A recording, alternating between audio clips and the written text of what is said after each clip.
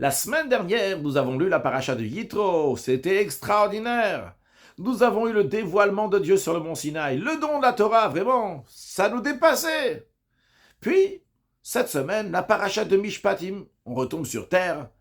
Des lois qui sont rationnelles, compréhensibles. En effet, le mot Mishpatim fait référence à des lois qui sont compréhensibles, contrairement aux Chukim, qui sont des lois qui sont au-delà de la compréhension.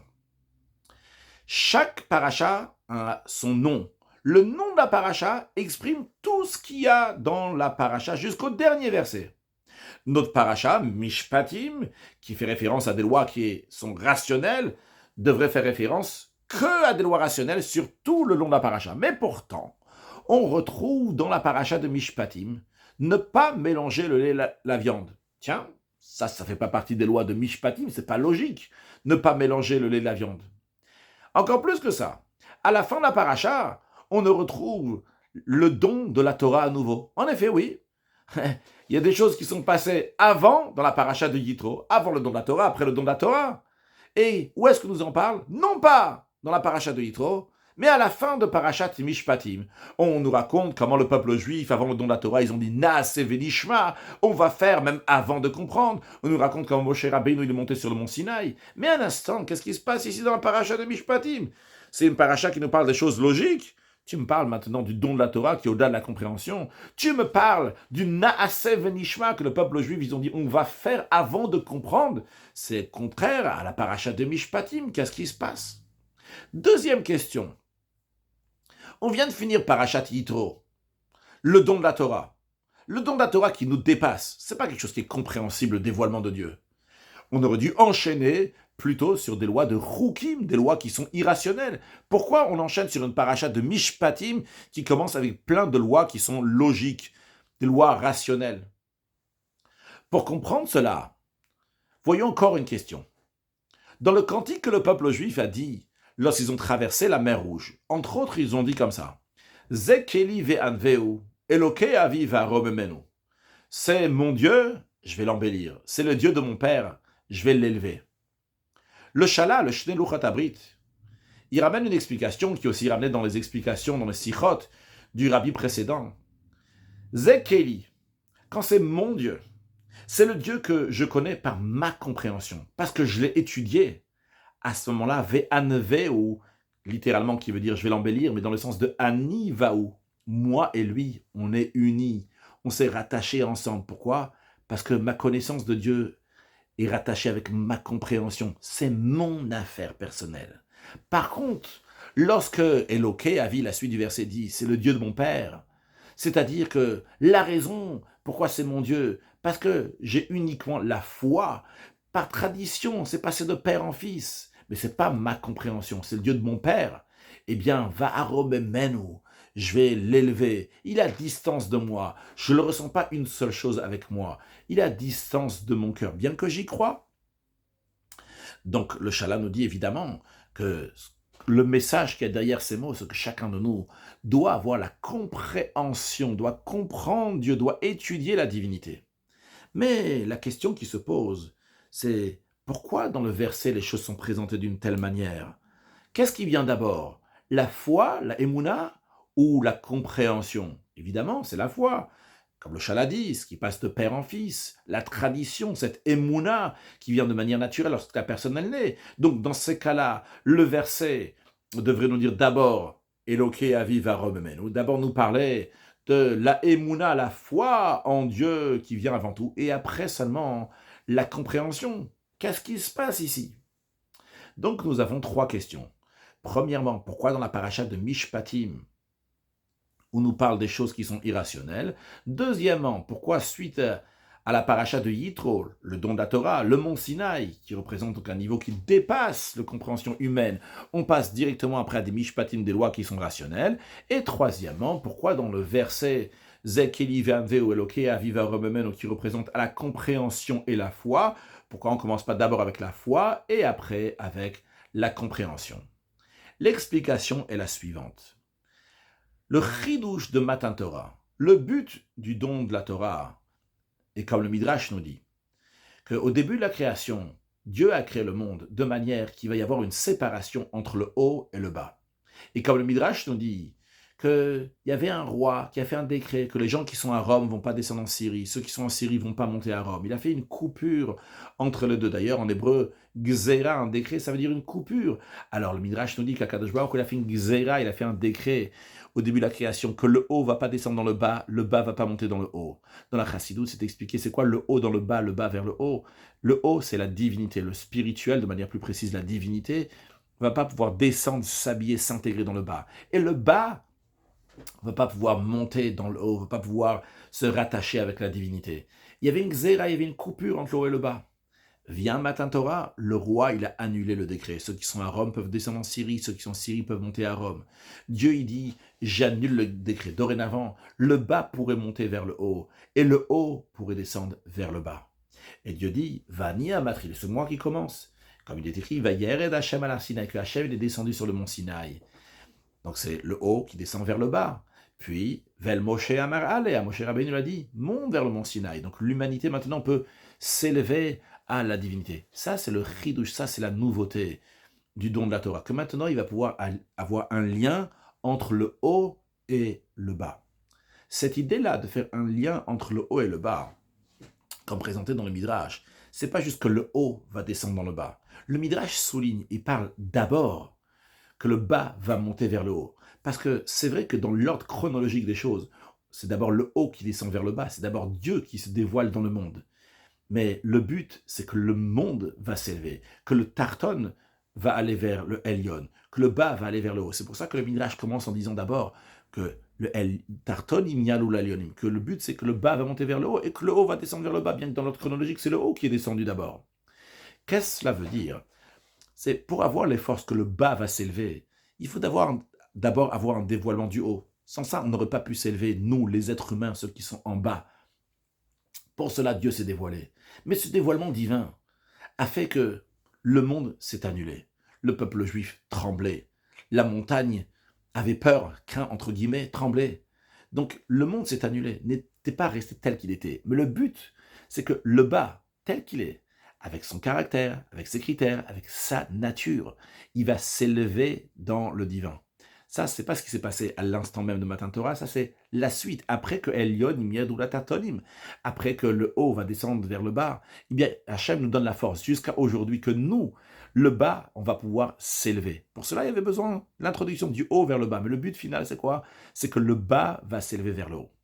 Traduisons ça dans notre vie concrète. Nous avons le haut, nous avons le bas. Le haut qui est dans nous, c'est la Emouna, la foi que nous avons en Dieu. De la même manière que le dévoilement de Dieu sur terre au moment du mont Sinaï, ça ne vient pas par nos efforts. C'est Dieu qui s'est dévoilé. La même chose aussi, la Emouna, la foi, c'est pas quelque chose que j'ai travaillé. C'est quelque chose qui est venu directement de père en fils, qui passe de génération en génération dans les gènes du peuple juif. Donc ça, c'est le Elyon, c'est le haut. Et on commence avec le Elyon, avec le haut. Mais ce haut-là doit aller dans le bas. C'est quoi le bas dans nous? C'est la compréhension. Dans notre tête, nous avons le devoir de comprendre la divinité, de saisir et de vivre la divinité dans notre monde à nous, dans notre compréhension.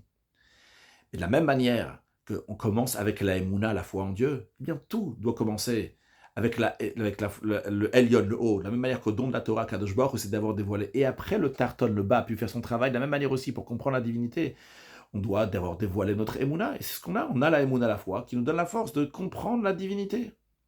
Et basé sur ça, on va comprendre la deuxième question qu'on a demandé. Pourquoi la paracha de Mishpatim vient suite à la paracha de Yitro?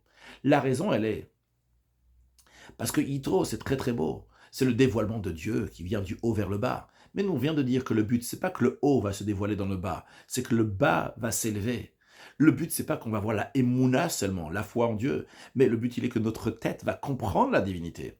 Et c'est la raison pour laquelle que tout de suite après la paracha de Yitro, on n'enchaîne pas avec des lois qui sont irrationnelles. On te dit ce dévoilement divin qui est irrationnel, qui est au-delà de ta compréhension dans la paracha de Yitro, hop, tu dois le faire passer dans ta compréhension, dans ton tarton, dans ton bas. Mais on ne s'arrête pas seulement là. Après qu'un juif, il sert à Kadosh Baruch Hu avec sa compréhension, eh bien, il arrive à un niveau de divinité qui est encore plus haut. Expliquons. Chaque juif, il a la Emouna, la foi en Dieu. Et cette foi-là, on a le devoir de comprendre, de travailler avec notre tête, comprendre la divinité. Au moment où quelqu'un, il a compris la divinité que jusqu'à présent était chez lui en niveau de Emouna, de foi en Dieu, maintenant se dévoile dans lui un niveau de Emouna qui est encore plus haut. Par exemple, si on prend Moshe Rabbeinu, que lui, il avait la plus grande compréhension dans la divinité, eh bien, il est dit, Ya'amin lechol davar, celui qui a le plus de foi, de Emouna en Hachem, c'est Moshe Rabbeinu. Car la foi représente ce niveau de divinité qui est au-delà de la compréhension. Et vu que Dieu il est infini, de plus en plus que tu comprends, eh bien de plus en plus tu comprends qu'il y a un niveau de divinité qui est au-delà de ça. Ce niveau de divinité qui est au-delà de ta compréhension, c'est la Emouna. Donc de plus en plus que tu comprends, ta Emouna va être encore plus grande. C'est pas qu'au fur et à mesure que tu vas étudier, Chas Shalom, il y aura moins de Emouna, de foi en Dieu, parce que ta foi elle est devenue compréhensible. Quand tu comprends la foi actuelle, eh bien, tu as un niveau de foi dans un niveau de divinité qui est beaucoup plus haut, parce que Akadosh Baruch Hu, il est infini. Donc, en d'autres mots, nous avons en vérité 3 étapes. Nous avons la foi de base, que tout le monde a, de père en fils. N'importe quel juif, il est Mamin ben Mamin, croyant fils de croyant. Cette croyance-là, qui est la première étape, on doit la faire passer dans la deuxième étape. La deuxième étape, c'est la compréhension, travailler, approfondir dans la divinité, étudier la chassidoute, de manière plus précise la chassidoute Chabad, qui nous fait comprendre la divinité. Donc cette foi-là, l'amener dans notre compréhension, ça c'est la deuxième étape. Et après que nous avons la deuxième étape, on passe à une troisième étape, un niveau de Emouna, de foi en Akadosh Baruch Hu, qui est encore plus haut que la foi qu'on avait avant. Parce qu'une fois qu'on a compris la foi précédente, on a un niveau de foi qui est encore plus haut.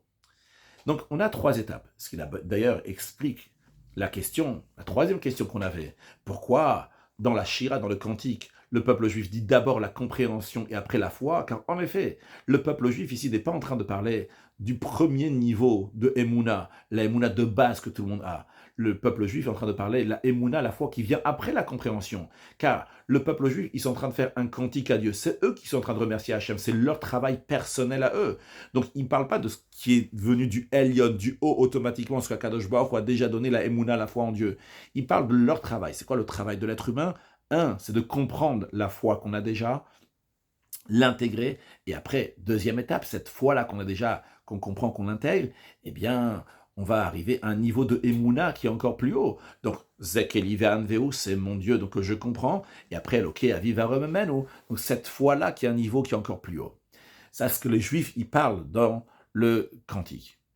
Mais, à savoir, en ce qui nous concerne, dans la paracha de Mishpatim, on nous dit comme ça. T'as eu la paracha de Yitro, un dévoilement divin. C'était super. C'est comme la Emouna qui vient d'en haut. Après, maintenant, tu as ton travail à toi à faire. Tartonim, le bas doit s'élever. Tu dois comprendre la divinité. Mais après, on te dit, dans la paracha de Mishpatim même, on te dit, sache que tu ne dois pas t'arrêter à cela. Tu ne dois pas t'arrêter à la compréhension. Tu dois continuer à un niveau de divinité qui est encore plus haut que la foi que tu avais avant. Tu dois retrouver à nouveau les chukim, les lois irrationnelles, dans ta paracha de Mishpatim. Après que tu as passé les étapes de compréhension, tu dois retrouver le Bassar Bechalav, le fait de ne pas mélanger le lait et la viande, tu dois retrouver le Naasé avant le Nishma, donc le faire avant de comprendre, tu dois retrouver l'idée de Matan Torah. Après ça, mais à une étape qui est supérieure. Mais attention, là il y a quelque chose de nouveau. C'est plus le même niveau qu'il y avait dans la paracha de Yitro. Dans la paracha de Yitro, c'était une Emouna qui est venue d'en haut. C'était le Elyon Imakadosh Baruch qui s'est dévoilé. Mais vu que le but, il est que le bas va se rattacher avec le haut. Et comment il va se rattacher avec le haut? Pas juste avec les parties du haut qu'il peut comprendre, pas seulement avec les lois de Mishpatim rationnelles, pas seulement avec des niveaux de divinité qui sont compréhensibles pour l'être humain, mais il doit se rattacher avec tous les niveaux de Elyonim, qui a un lien du Tarton et du Elyon, du haut et du bas, entièrement à 100%. Pour cela, il faut que le juif va se rattacher même à des niveaux de divinité qui sont extrêmement hauts. Et quand il va se rattacher avec ces niveaux-là, mais après la compréhension qu'il a, eh bien ces niveaux-là vont s'intégrer dans lui-même, vont pas être des choses qui le dépassent, sont des choses qui rentrent dans sa tête, qui rentrent dans sa compréhension, qui peut le vivre. C'est-à-dire que le fait qu'il a vécu les Mishpatim, maintenant il a compris ça, eh bien il va avoir la force que même des lois qui sont irrationnelles, il va le vivre dans sa tête, dans sa vie, non pas comme quelque chose qui le casse et qui l'écrase, mais comme quelque chose qui fait partie de sa vie. Donc, conclusion. Nous avons dans la paracha de Mishpatim, on nous dit c'est la suite du don de la Torah. Tu as la paracha de Yitro qui te parlait de quelque chose qui était irrationnel. Sache que ce irrationnel-là, ce dévoilement divin qui est au-delà de tout, il faut le faire passer dans Mishpatim. Ça, c'est la première des choses, c'est la raison pour laquelle que juste après la paracha de Yitro, nous avons Mishpatim. Mais après cela, on te dit, malgré que tu as les Mishpatim, après les Mishpatim, tu dois repasser à des choukim, tu dois repasser à des choses qui sont irrationnelles, tu dois repartir au don de la Torah. Qu'est-ce que cela veut dire? C'est-à-dire qu'après que tu as ta compréhension, tu dois repartir à la Emouna, à la foi en Dieu, à un niveau de foi qui est encore plus haut. Mais malgré cela, troisièmement, ce niveau de Emouna qui est encore plus haut, qui dépasse le don de la Torah, qui revient à nouveau après les Mishpatim, après les lois de rationnel, il fait partie de tes Mishpatim, il fait partie de ta vie. Et d'ailleurs, basé sur ça, donc, le Rabbi explique ce que le Rambam dit, il explique les paroles de nos sages. Nos sages disent qu'un homme ne doit pas dire je ne peux pas transgresser la volonté de Dieu. Un homme doit dire je suis capable de transgresser la volonté de Dieu. J'ai envie, mais Dieu m'a interdit. Le Rambam dit attention, ces paroles sont dites uniquement sur des lois qui sont irrationnelles. Sur ça, l'homme doit dire j'aurais pu transgresser, mais je ne transgresse pas parce qu'Akadosh Baruch Hu m'a dit de faire. Mais le Rambam dit, en ce qui concerne des lois rationnelles, par exemple ne pas tuer, ne pas voler, celui qui dit la seule et unique raison pourquoi je ne tue pas, je ne vole pas, c'est parce que Dieu il a dit que c'est quelqu'un, le Rambam dit c'est quelqu'un qui est mauvais. A priori, comment on peut dire ça? Tous les mitzvot, on doit les faire parce qu'Akadosh Baruch Hu il a dit de faire, même ne pas tuer, ne pas voler. Mais basé sur ce qu'on a expliqué, on comprend. C'est vrai que tous les mitzvot, on doit les faire parce que Dieu demande de les faire. Mais le Rambam nous dit, tu dois travailler sur toi, que la volonté de Dieu, la paracha de Yitro, tout ce qui a été donné au mont Sinaï, tu fais tout parce qu'Akadosh Baruch Hu t'a dit, il va rentrer dans ta tête, dans le mishpatim, de manière rationnelle, que quand tu vas pas tuer, tu vas pas voler, tu vas pas dire je tue pas, je vole pas uniquement parce qu'Akadosh Baruch Hu il a dit de faire. Tu vas pas le faire parce que c'est devenu une partie de ta vie. Dans ta vie, toi-même, tu as réalisé que ça c'est la volonté d'Akadosh Baruch Hu avec une évidence. En tout cas, basé sur ça, on a compris donc la question qu'on avait commencé à se faire dans la paracha de Mishpat, on parle aussi des lois qui sont irrationnelles. Parce que dans les Mishpat, une fois que tu passes ta compréhension, on te dit, rappelle-toi, suite à ça, il y a des niveaux qui sont plus hauts, et ces niveaux-là qui sont plus hauts aussi, tu dois les intégrer dans tes Mishpatim. Alors, dans des mots simples, le Rabbi est en train de nous dire ici, sache que tu dois être intégré totalement de divinité, pas seulement faire les choses parce qu'Hachem il t'a dit, mais ta tête elle est ailleurs, ton cœur il est ailleurs, et quand tu fais les choses, on se dit, bon, malheureusement, je suis juif, j'ai pas le choix, je dois les faire. Tu dois étudier Chassidut, et quand tu comprends la divinité, à ce moment-là, tu vas faire les choses de manière que tout ton corps, tes 248 membres, tes 365 nerfs, Kol Atzmot Taitomar, tous mes membres vont exprimer Akadosh Baruch Hu, et tu vas faire Torah Mitzvot dans la joie, dans le bonheur, dans la satisfaction, ça va devenir ta vie, parce que tu es uni totalement avec Akadosh Baruch Hu, que Dieu fasse, qu'on voie ça très prochainement, concrètement. Toutes les nations vont voir soit comment Israël, le Kouchabrir ou Koulachat comme Akadosh Baruch Hu, le peuple juif sont une seule chose, lors de la venue de Mashiach. Now, une excellente journée.